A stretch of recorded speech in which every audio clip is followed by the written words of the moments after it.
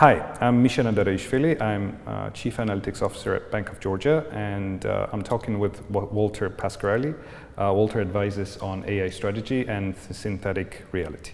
The topic for discussion today is AI and the ambition paradox, why knowing what not to build is everything.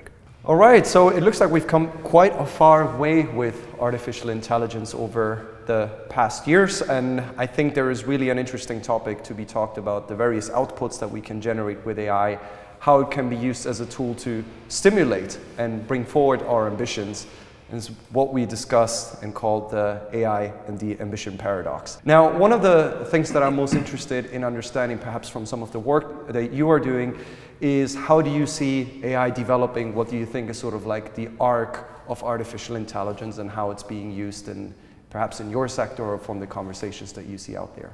I mean, different people have their own kind of conceptions where we are at this kind of hype cycle of AI. And I guess what we have to talk about right now is not just AI, but specifically Gen AI as technology. And my understanding of it, or at least my take, is that I think we're over the peak. It got behind us, I think, a couple months back when, let's say, when Klarna announced, I don't know if you're familiar, when Klarna announced that, okay, we cannot do everything with Gen AI, right? Yeah. So the story is that they, at first, very quickly replaced, I think, 2/3 of their call center employees, right, with Gen AI, and then like a couple weeks back they backtracked it, right? Like, okay, not everything can be done with Gen AI. I think that's when we kind of went over that peak, right? And there's a lot of, I think, disillusionment already in some circles, but it's going to grow, and then we're going to go into, okay, we can do actually useful stuff with it. Okay, there's no AGI yet, but a lot of useful stuff is coming. And another thing I would say is that the first thing is always the technology layer, right? So we have to invent the technology first, and it's done, right? It's invented. Now the application layer can start. I mean, it's already started, but it can kind of go into full force, right? And I think that's where we are in the arc right now, and I think it's already a good place. Because the previous years, and I've heard this from a lot of my colleagues as well, that their whole thing was managing expectations. Right, with their CEOs, their superiors, right? Okay, not everything can be done with AI. And now that we're over that discussion, I think, or at least partly, we can start talking about, okay, what can be really done? What can we actually do with it? Yeah, exactly. Yeah. What's your take on that? Well, it's really interesting. I mean, I find that if we look throughout history, technology has always had some interesting, let's call them curves of adoption. I mean, we could look at the printing press as it came out, seen as this new complex device. They could all of a sudden copy papers and like spread messages, but then after a few decades it became widespread and really like one of the key engines of the Renaissance and the Enlightenment in Europe. Similar as well with photography, perhaps, right. Where once it came out, like, photographs were actually seen as sort of very expensive, but now pretty much everyone has like a device that can produce photographs literally in their pockets. And I think that's a very similar story with computers. I guess with artificial intelligence, it's kind of followed a very similar trajectory in the sense that you might remember maybe 2015 with deep learning being sort of like the methodology everyone was raving about. It was a lot less accessible, right? But since 2022, the end of 2022, early 2023, with the release of Gen AI tools, I guess on some level there has really been like this democratization of capabilities where everyone now had access to these kinds of tools, first in a rudimentary capacity, then they become better and better. Are we reaching a point of disillusionment? Maybe. I mean, I think there is probably an argument to be made that we're realizing that this is not some kind of like genie in a bottle that is sort of, oh yeah, we've solved intelligence kind of, and now we're all gonna be drawing paintings all day long. Useless, right? Yeah. But it's almost like that we're now actually getting acquainted what it can do. Perhaps one thing that I find quite interesting is that there was actually a study from Harvard Business Review that was just published a couple of weeks ago that looked at the top use cases of Gen AI tools for everyday users. And while last year, it all happened to be around efficiency, optimizing outputs, bouncing off ideas, and the usual things that I think is what people initially got acquainted with. The top 3 use cases nowadays are therapy and companionship, wow, life purpose, and the third one, which is organizing my life.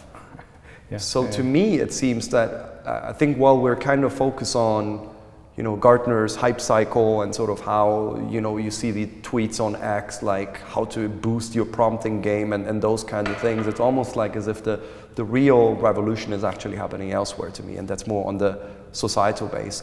Of course, within corporate environments and in innovation environments, also for creators, artists, musicians, potentially there is a question to be asked, not only what happens when the tools become better and better, but really what happens when production cost goes to 0.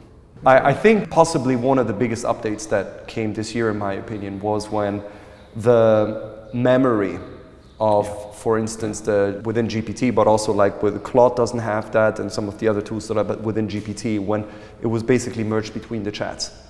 So effectively, that is very powerful. Yeah, it starts learning about you. And I mean, I was myself blown away one day when I think I was just like thinking about writing an email, and I think I had to be a little bit more firm, and I was like, is this too much? Am I going too far? And it kind of said, no, I don't think this is too far, because you are someone who's very thoughtful or something like that. It said, and I'm like, how do you know that? Yeah. And then starts giving you the answer about how it perceives you and the data that you put in. So there is one stat that I found a couple months ago that I thought was pretty interesting, and it was from a study from Europol, where it spoke to various kinds of experts on the outputs and the percentage of outputs that we will be able to see in our online world. And this might mean anything on social media, but this might mean also anything that is produced by businesses, potentially marketing copy, advertising, and it said 90% of all online content will be at least partially AI generated by 2030. What do you make of that number? If you, I mean, I guess you had the same experience because everybody does. When I log into my LinkedIn, it's just trash. Like trash. After Gen AI, it's been all trash. I hate seeing that, you know, staccato posts in like very small like points, and then the rule of 3 when it's like, you know what, this, and this, and it's like so artificial, so like sterile. I'm sorry? Sterile, basically. Sterile, I guess it's the word.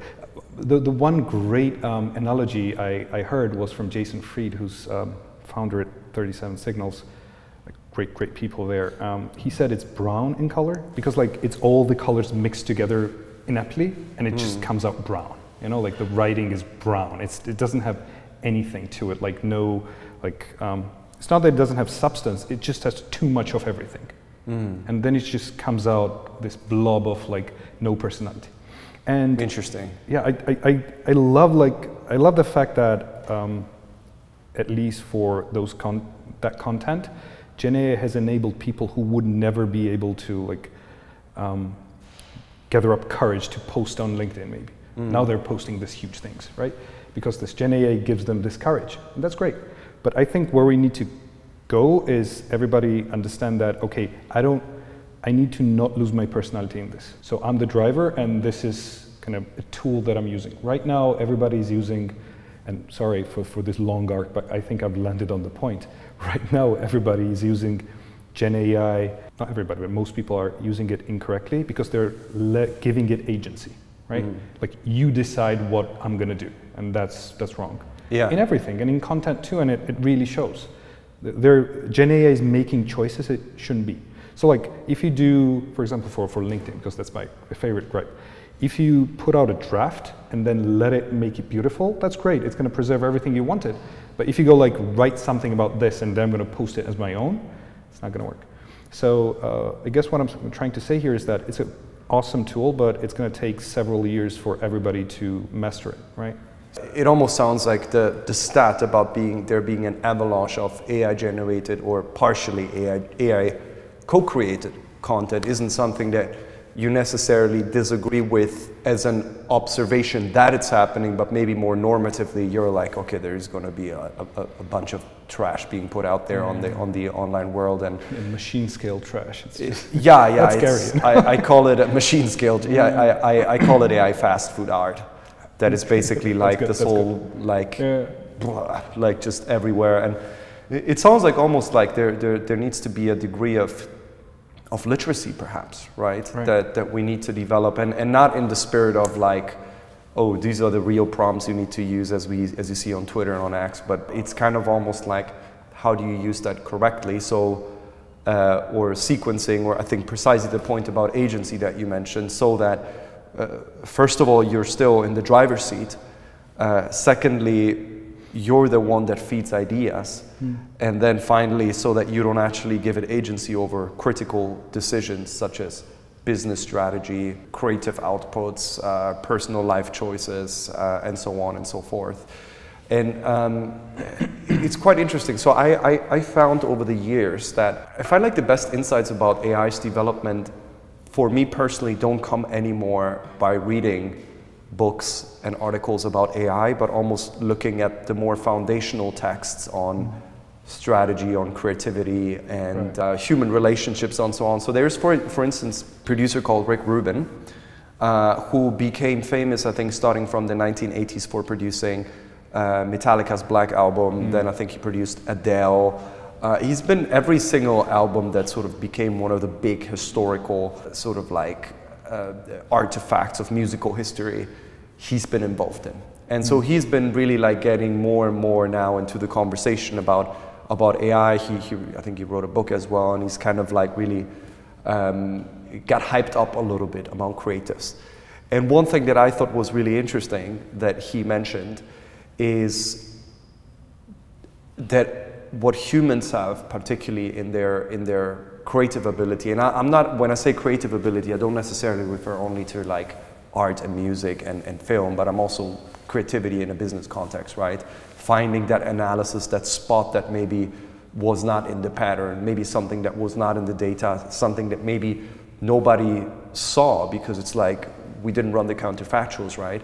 But I think what he says as well, which I agree with, is the fact that the unpredictability, the imperfection, sometimes something that feels a bit rough, is where we can find the real nuggets of human excellence, something that is truly unexpected, right?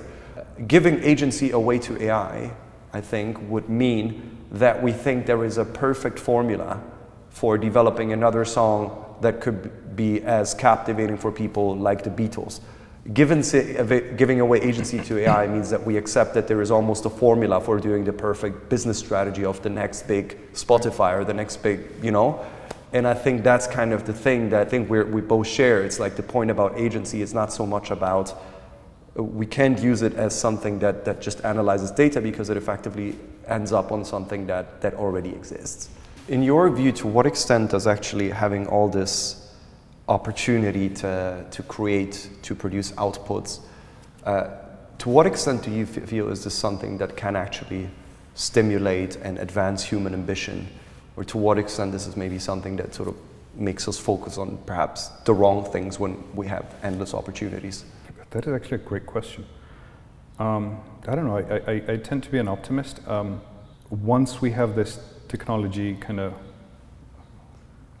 mastered, in a sense, in a couple of years, when everybody has their literacy programs done and so on and so forth, I think it's going to be a huge enabler, no question about it.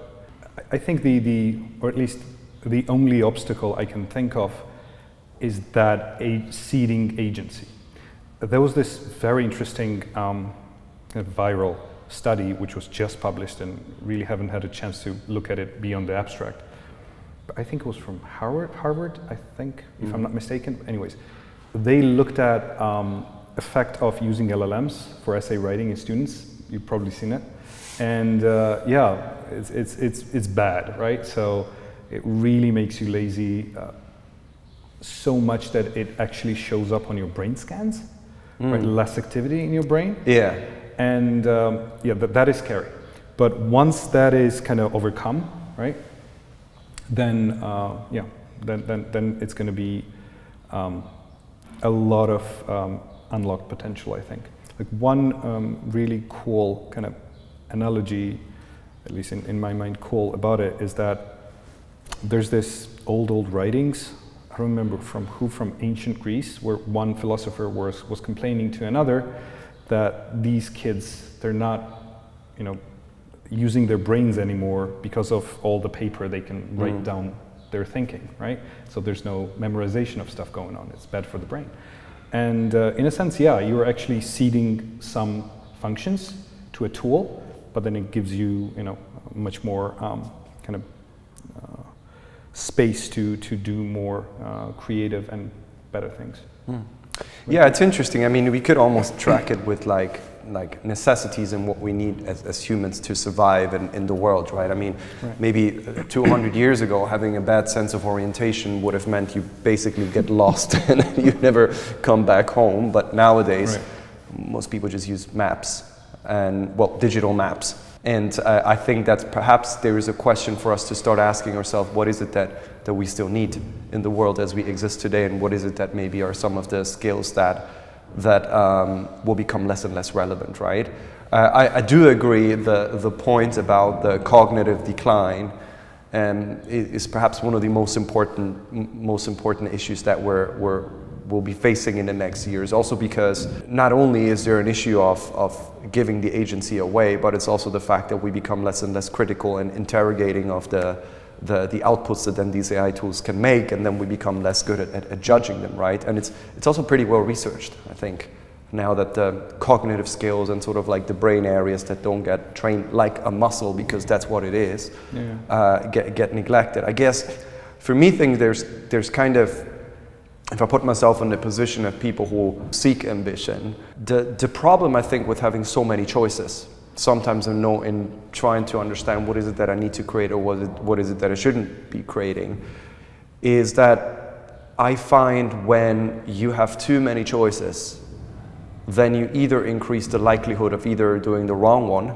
or worse, doing the right one and think it was the wrong one. Right.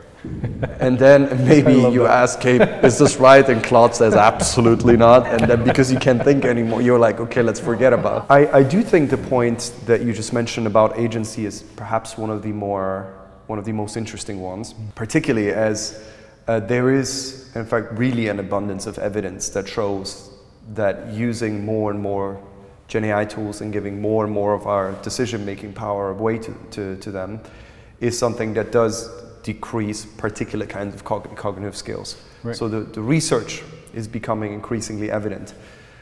Maybe a counter-argument to be made there, and again, this is something that would probably need to be assessed scientifically and through research, is perhaps we are at a moment in human evolution as well where there's certain skills and certain tasks and capabilities that we developed that are maybe becoming less relevant as well, right? I mean, one example that I was just thinking about is that perhaps 200 years ago, if you didn't have a good sense of orientation, you might have gotten lost, you weren't able to go back home, and then maybe you would have died. So that's why being able to orient yourself in the world was really interesting. We kind of lost that to Google Maps or to any other kind of digital mapping tool. Maybe it could be interesting to see what kinds of capabilities and skills, just as a hypothesis, of course, are the ones that we will need to take into this new era, or which ones might become more relevant to maintain. For sure, there is an element as well that I think if everybody jumps on this AI bandwagon and starts using all these capability and generative tools, that you immediately distinguish yourself if you're able to maybe stick out with some of the more, let's say, traditional capabilities. There was a famous author called Cal Newport who wrote a book called Deep Work, where he basically described that in a world where we're so connected all the time, we look at our emails, we tend to scroll before basically we even look out of the window, that our attention spans become smaller and smaller. Yeah. And so those that are able to actually sit down and really work for 3, 4, 5, 6, maybe even 8 hours in one go, which I'll be honest with you, I don't know anyone, at least in my generation, who's capable of doing that. they have immediately a very different kind of competitive advantage. Exactly. Maybe there's something different that will come in with AI as well, where that ability to be raw and sit down and do the work yourself maybe allows you to become, to have a different type of excellence and perfection and rawness in the outputs that you create. Obviously, that's not to dismiss any of the obvious efficiency gains that we can get from it. What part of my role stays human? Well, I hope people will prefer coming to my talks and meeting me in person than speaking to a chatbot for a start. I think generally speaking, there seems to be really a concern with AI taking all of our jobs, and that's kind of as old as time, really, since for at least 100 years, people used to worry about, not necessarily AI, but machines being worried about that. From my perspective, there seems to be a bit of a misconception of how we look at jobs.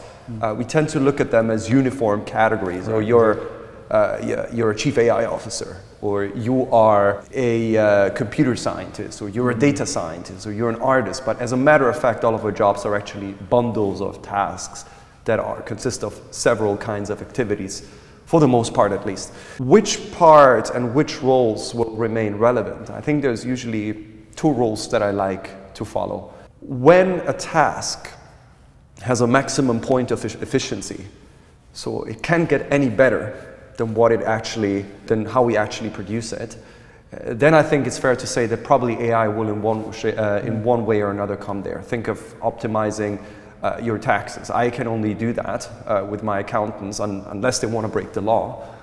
There's only a certain point about how efficient we can be. So I think tasks that have a maximum point of efficiency and excellence are the ones that probably will be impacted stronger. Those that do not have that, but where there's always scope for being better and scope for being more creative, more innovating, doing more unexpected things, those are the ones where I believe artificial intelligence is not going to be able to compete with us. So the message here is pursue excellence. That's how you stay relevant.